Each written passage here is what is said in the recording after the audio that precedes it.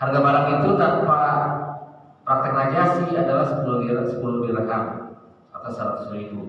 Lalu setelah dipraktekkan tadi cara tadi, harga melambung menjadi 150 ataupun 200.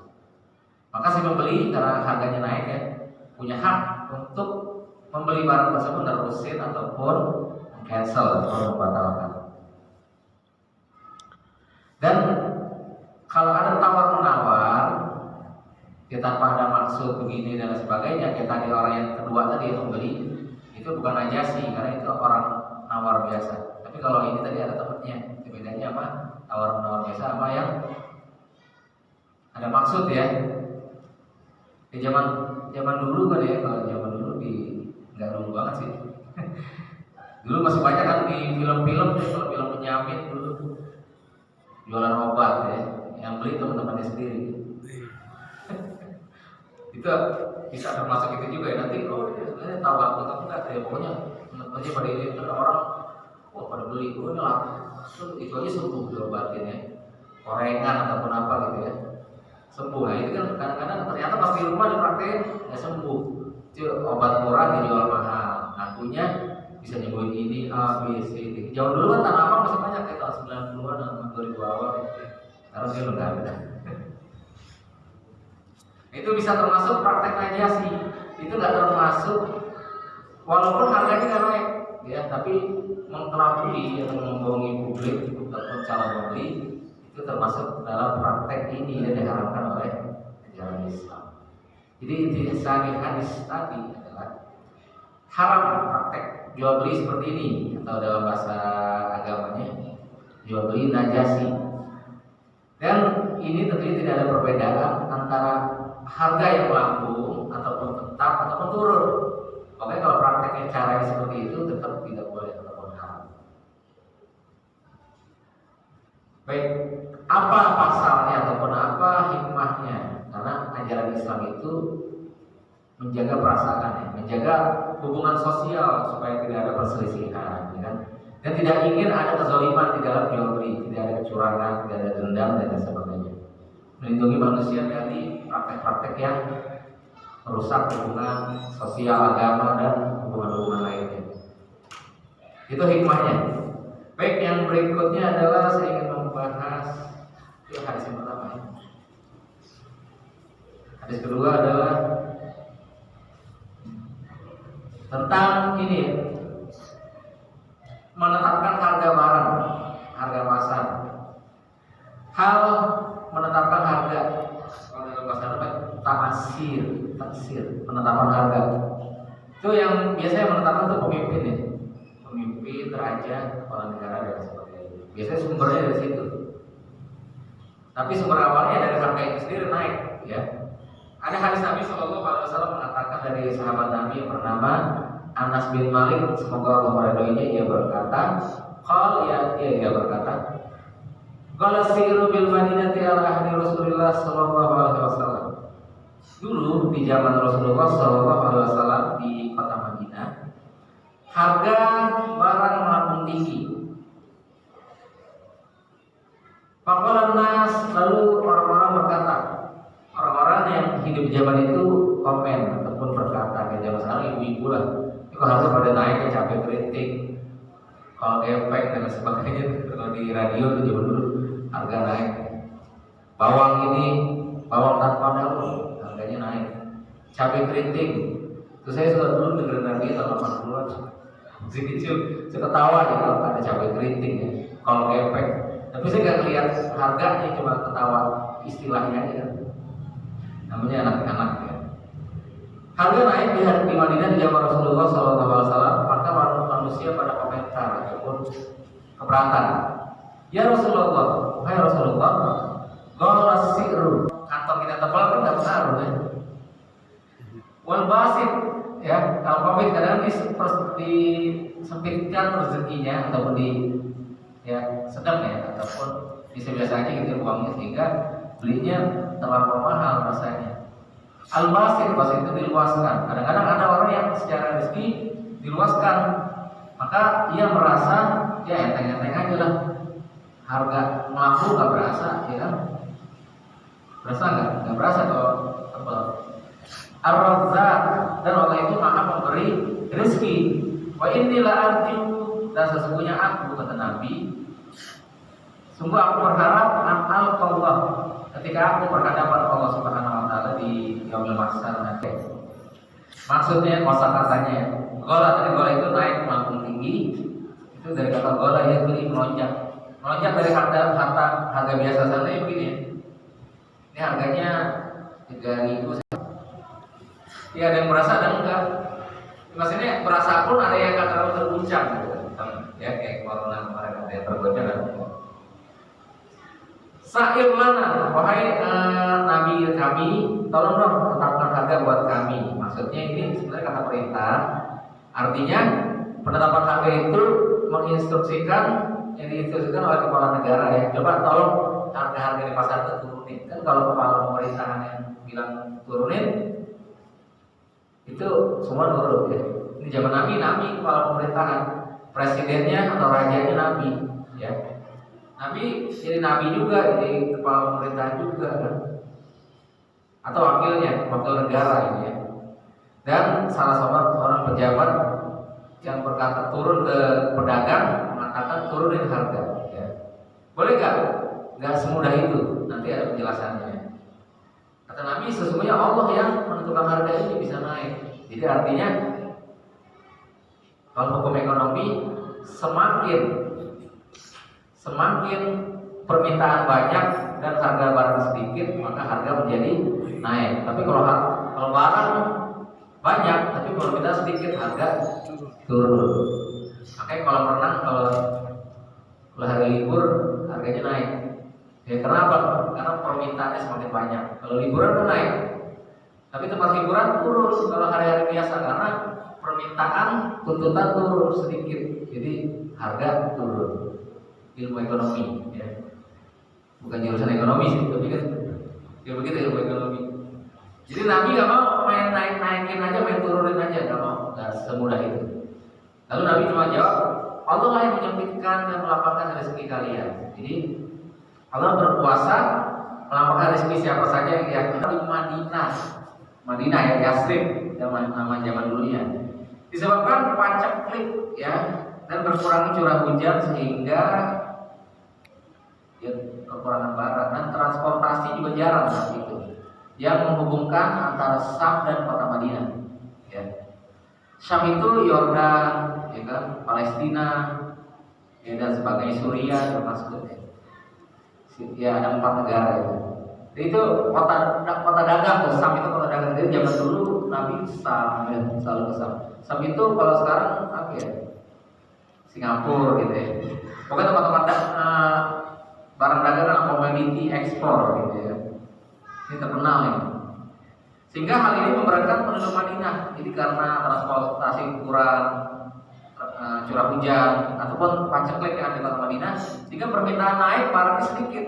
Yang mau nggak mau kan harga barang naik dong. Ya. Karena kesulitan. Jadi sulit dijangkau oleh orang-orang masyarakat bawah. Maka ketika rakyat yang meminta, wahai pemimpin, wahai Nabi Muhammad SAW, coba tolongin tetapkan harga yang enak dong, wahai Rasulullah. Maka ini adalah suatu kesulitan bagi pemimpin. Ya, ini ada dua pilihan yang sulit. Kenapa? Jika dia menaikkan harga barang, jika dia tetapkan menaikkan, bisa jadi rakyat usia. Jadi emang udah waktunya naik saat itu. Jadi susah untuk diturunin. Nabi juga nggak berani karena Nabi juga melihat kan. Nabi juga ngerti ilmu dagang kan. Ya. Nah, Nabi pintar ya banyak hal. Jadi dilihat kan kayaknya bukan orang sekedar naik-naikin doang, memang udah waktunya naik ya. Karena permintaan banyak, itunya sedikit barangnya ya. Baik keluarga Islam yang berbahagia. Jadi tidak semudah itu, walaupun beliau seorang nabi, seorang pemimpin, tapi Nabi nggak pernah menurunin. Jadi kalau kita lihat kita keputusan, jadi hakim juga begitu ya, jadi jaksa hakim. Kalau seandainya ini pengaduan ini memberatkan si B, tapi si B nggak bersalah, kalau dilihat kacamatanya dari kacamata keadilan, maka kita nggak boleh mutusin, oh itu bersalah, walaupun dibeli suara kita ya. hati-hati jadi hakim. Begitu juga yang jadi nabi, jadi pemerintah, jadi orang yang di atas. Ibnu Qayyim mengatakan dalam Turukul Hukmiyah, jalan-jalan cara-cara mengambil hukum, yaitu taksir itu ada yang menzolimi, ya ada dua model, ada yang menzolimi dan diharamkan. Yang kedua ada yang dibolehkan, ya. Bagaimana? Jadi ada yang dibolehkan, ada yang tidak boleh.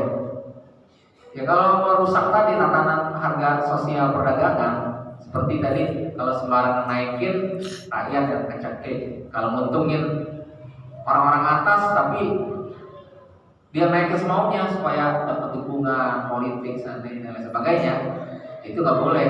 Tapi kalau yang naik sendiri, ya ini udah naik, ya nggak usah. Jenis pertama yang dilarang ya, dia berkata harga melambung pada saat masa Nabi, maka orang-orang berkata oleh Nabi tetap menahan harga.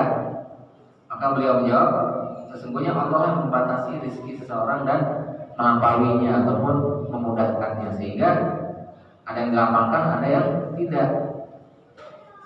Ya.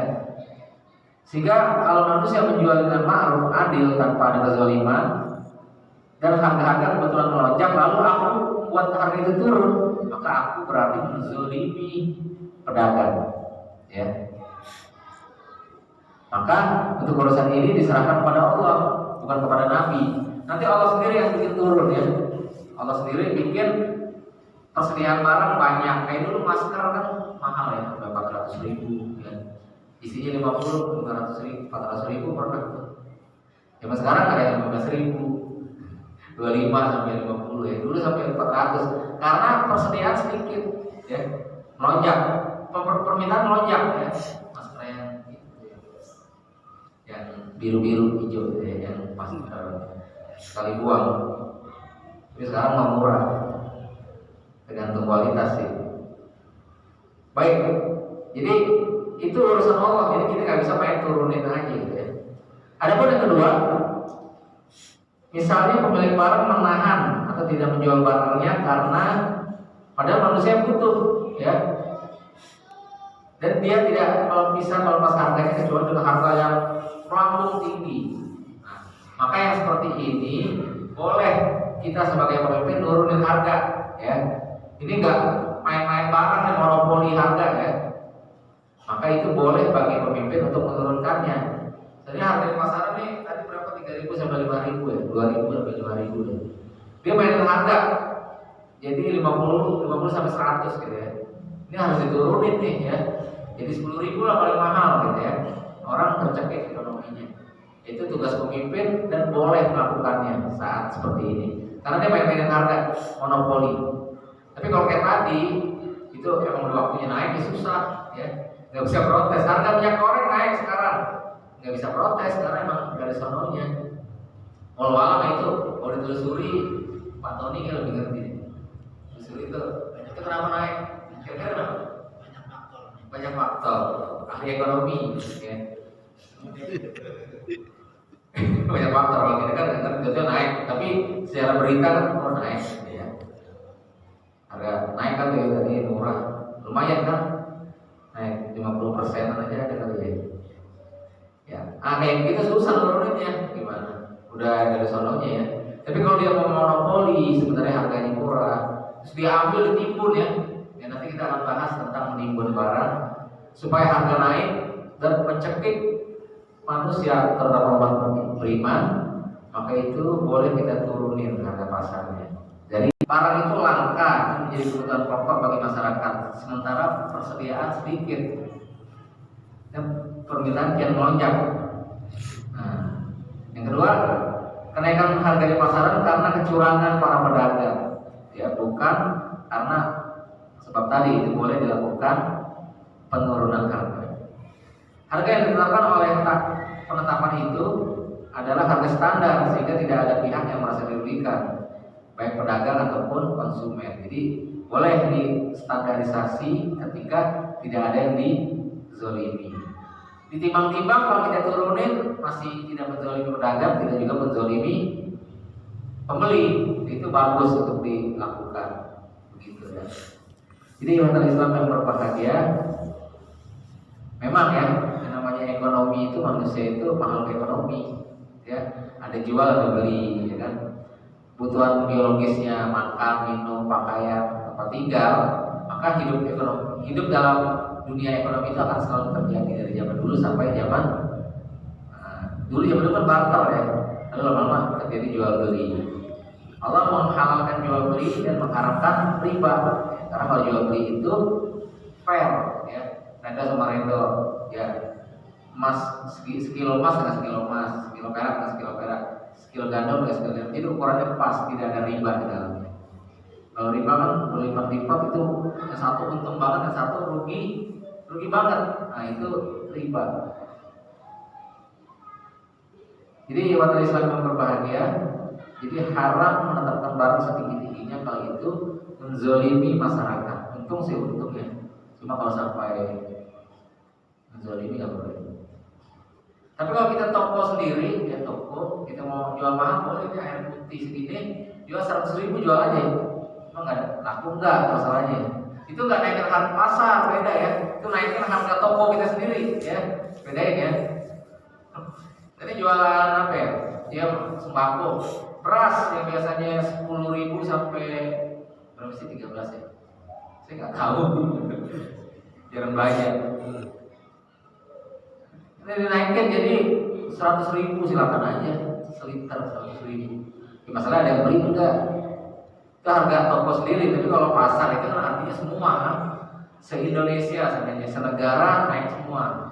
Itu lain lagi urusannya, ya kan? Itu orang mau nggak mau 100.000 juga beli beras, ya, kalau emang harganya segitu. Walaupun tercekik, ya. Gaji kan naik, harga bensin naik, ya, semuanya naik lah ya, kalau semua bensin udah naik semua tuh biasanya.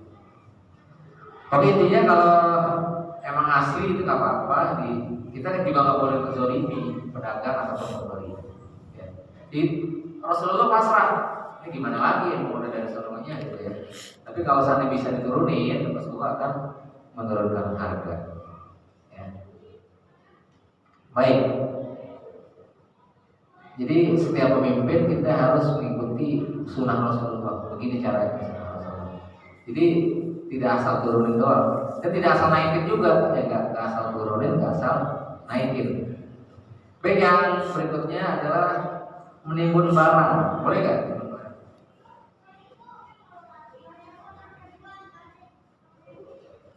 Boleh nggak kira-kira? Nggak boleh. Yang seperti apa nggak bolehnya? Apa semua?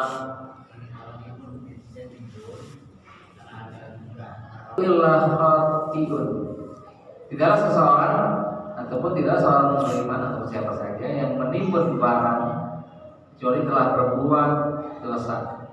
Hadis riwayat Muslim. Hadis ini sahih, diriwayatkan Muslim 1605.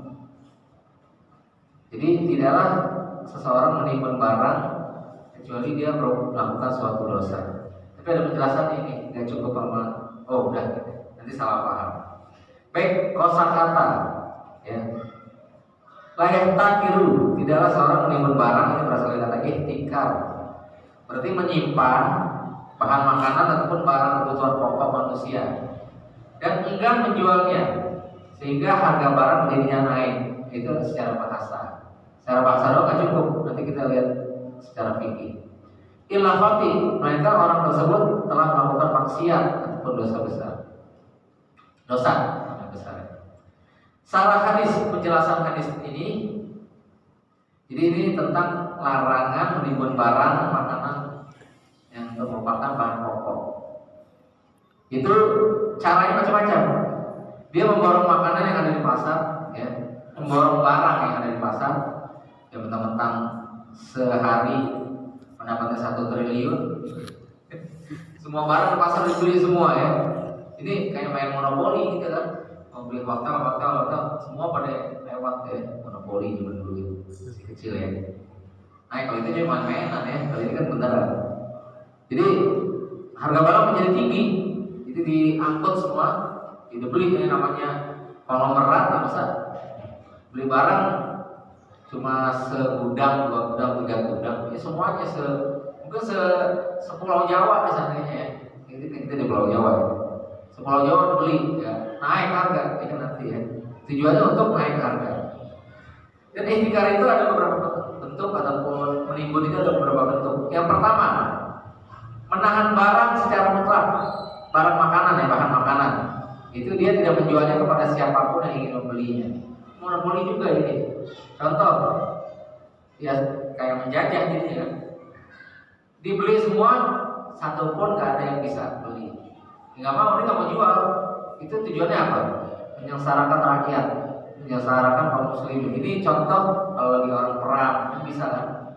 Biar dia nggak bisa beli, kita beli semua, kan kelaparan mati. Nah, begitu itu untuk melumpuhkan musuh juga bisa. Ya, kalau lazim ini dilakukan kalau surat kabar ya, ada majalah yang dilarang, nanti diborong semua tuh ya. Berapa 10.000 eksemplar dibeli semua, jadi sehingga nggak beredar di masyarakat.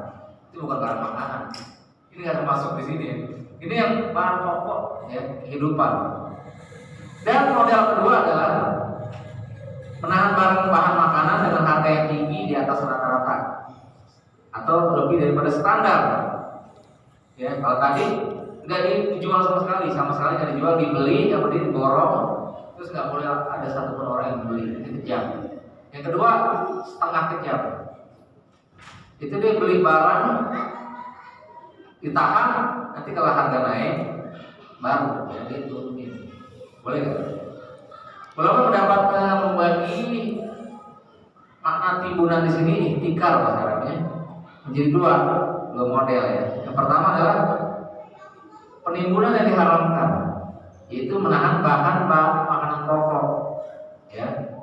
Yang kedua adalah dibolehkan, itu barang yang bukan pokok, seperti pakaian nggak pokok ya. Juga bingung nih pokok banget. Kalau pakaian kan masih orang seandainya standar tinggi ya, buatan ini seandainya. Yang bagus buatan mana sih pakaian? Milan, kota mode Milan. Ataupun dari Eropa, ya kita sih Eropa ya, kalau lagi corona ya kalau beli Eropa dulu dah. Beli buatan sini aja lah, buatan dalam negeri juga bagus-bagus kan pakaian. Cibaduyut. Itu Cibaduyut itu aja dulu. Tapi itu nggak pokok. Ini boleh masih, ulama mengatakan boleh. Atau jual apa ya? Jual motor yang diangkat mahal-mahal, mobil silakan aja, nggak bakal dibeli ya malah rakyat bawah. Tapi kalau seandainya makanan pokok tadi itu nggak boleh secara agama. Jadi At-Tirmizi mengatakan hukum ini yang berlaku di kalangan ulama, mereka melarang timbunan makanan. Ya, jadi diangkut semua terus nggak boleh beli. Atau juga setengah jam itu mengangkut semua barang nanti dijual ketika itu harga naik, kalau kita naik barang sedikit naik, dan itu main monopoli juga ya sebenarnya. Itu baru mengatakan tidak mengapa menimbun kapas karena nggak terlalu urgent ya, kapas ataupun sejenisnya. Ya, nggak apa-apa kalau yang begitu nggak terlalu urgent.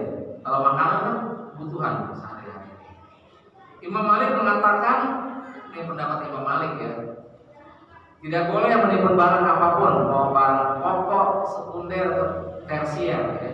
Mau pokok kan seperti sandang pangan papan ya, makanan pakaian itu sebenarnya juga pokok. Kalau pakaian yang sederhana juga ditahan, nggak jual pakaian apapun, nanti orang mau ganti, nggak jual pempes, nggak jual celana buat anak-anak, repot kan. Dalam 10 tahun depan malu kan bingung ya. Emang nggak bisa berusaha 10 tahun ya. Jadi itu termasuk di sini. Tapi kalau yang pas-pas elit yang selembarnya 50 juta itu bodo amat kan, tahan aja sih kan. Itu kan nggak semua orang terkena imbas ya, nggak semua orang membeli seharga 50 juta ke atas ya, paling artis ya kan. Kalau kayak kita ngapain 50 juta untungnya? Nggak bermanfaat kan, mendingan bersedekah. Baik, ibadah Islam yang berbahagia. Jadi walaupun menimbun jerami, kain, wol, dan barang-barang lainnya yang sekunder, maka ini termasuk dilarang menurut Imam Malik. Ibadah Islam yang berbahagia. Nah, salah seorang ulama mengatakan, Al-Baghawi mengatakan, bahwasanya tidak boleh ada penipuan barang di pasar. Artinya tadi ya sejumlah oknum memborong lalu barang-barang di pasar menjadi naik. Ya. Tapi siapa saja yang mengimpor dari luar, yang ngambil dari luar, terus disimpan sama dirinya, terus naik nanti dijual, disimpan dulu baru dijual, itu nggak termasuk menimbun. Jadi pengertian penimbun barang adalah orang yang menimbun barangnya adalah orang yang memborong barang-barang di pasar kaum muslimin lalu menimbunnya, jadi diborong habis lalu ditimbun, itu penimbun. Adapun Imam Ahmad mengatakan jika bahan makanan dari luar dengan usahanya sendiri lalu dia menyimpannya, itu tidak termasuk menimbun. Jadi yang disebut masuk hadis ini adalah diborong barang makanannya dari pasar, ada pasar impres, yang di sini dekat-dekat apa pasar Kebayoran, pasar sini ya, pasar Benih, terus pasar Pintu Air, diborong semua. Tiba-tiba dalam 3 hari ini nggak jualan apa-apa, udah habis, nggak tahu siapa borong. Terus kan orang mau beli susah kan? Dibayangin kalau pasar itu 3 pasar inti dibeli, ya nanti pindah ke pasar jauh ya, Keramat Jati gitu banget. Pasar hidup. Apalagi kalau pasar hidup dibeli juga habis, borong habis, udah repot kan. Maka itulah yang masuk dengan penimbun. Tapi kalau dibeli barang dari luar, misalnya ngambil di Banyuwangi ya, Pak Tony ambil bawang, masih jauh-jauh ya Banyuwangi, terus bawang merah ya. Ya itu disimpan dulu, itu tidak termasuk. Tapi kalau seandainya berborong di pasar sehingga orang mau beli nggak ada, terus kita simpan, kalau bawang busuk ya teman-teman, maka itu yang dilarang. Jadi harus paham juga pengertiannya, jangan sampai salah memahaminya. Jadi ibadah Islam yang berbahagia ini nggak boleh seperti ini, karena termasuk melukai ataupun membuat kaum muslimin jadi sulit ya, menyulitkan kehidupan orang banyak, itu dilarang oleh agama. Jadi tidak boleh, karena itu merugikan kaum muslimin. Umat manusia pada umumnya, kaum muslimin pada khususnya. Jadi penimbunan barang itu nggak boleh. Tapi kalau kita orang biasa, apa yang kita beli simpan ya. Itu biasanya konglomerat kerjaannya. Ya baik, 3 hadis itu semoga bermanfaat. Mungkin barangkali ada yang bapak-bapak atau ibu sekalian yang ingin tanyakan lebih lanjut, saya persilakan.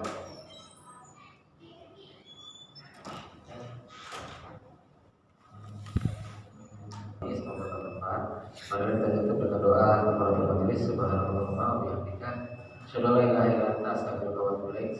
Sekian, terima kasih. Assalamualaikum warahmatullahi wabarakatuh. Waalaikumsalam.